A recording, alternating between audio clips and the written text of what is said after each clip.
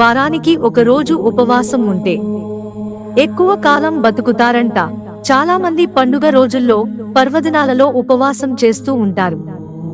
దైవారాధనలో ఉపవాసాన్ని ఓ దీక్షలా పాటిస్తారు. దీని వెనుక ఆధ్యాత్మిక పరమార్థమే కాదు, అంతర్లీనంగా ఆరోగ్య ప్రయోజనాలు ఉన్నాయని నిపుణులు చెబుతున్నారు.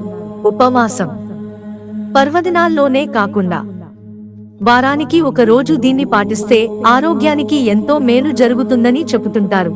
ఆధ్యాత్మికంగానే కాదు, సైన్స్ పరంగానూ ఉపవాసం పాటించడం మంచిదే అంటున్నారు నిపుణులు. రోజులో ఎక్కువ సేపు తినకుండా ఉంటే క్యాలరీలు ఎక్కువ ఖర్చు అవుతాయని, దానివల్ల తాత్కాలికంగా కనిపించే నీరసమే కాని శరీరానికి చాలా మంచిదంటున్నారు.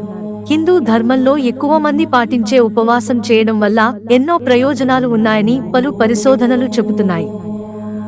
సరైన సమయంలో తినకపోవడం, తరచూ భోజన వేళల్లో మార్పులు చేస్తుండటం శరీరానికి అదనపు బరువు పెరిగేలా చేస్తాయట.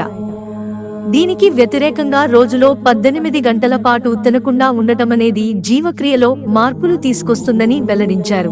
ఉపవాసం చేయడం వల్ల బీపీ, రక్తపోటు కూడా అదుపులో ఉంటుందని నిపుణులు చెబుతున్నారు. ఒక రోజంతా ఉపవాసం ఉంటే కొవ్వు మెటబాలిజంలో కలిసిపోతుంది.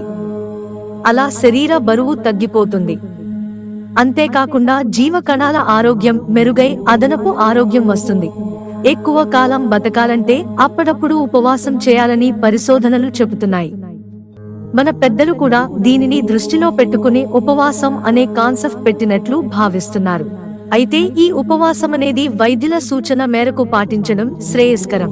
మిత్రులారా, ఛానల్ సబ్స్క్రైబ్ చేసుకోవడం మర్చిపోకండి. ధన్యవాదాలు.